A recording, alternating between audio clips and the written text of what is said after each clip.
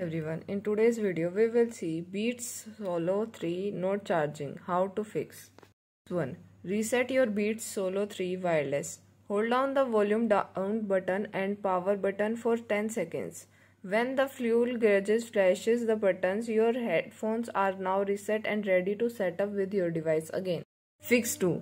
Try a different cable and power adapter. If you have access to a different USB charging cable and power adapter, try using them to charge your Beats Solo 3 wireless.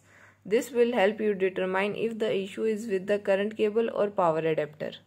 3. Replace the battery. If the battery is old or damaged, it may not hold a charge properly. Replacement the batteries are available online. Fix 4. Check for hardware issues. If none of the above steps work, there may be a hardware issue with the charging port, circuitry or other components.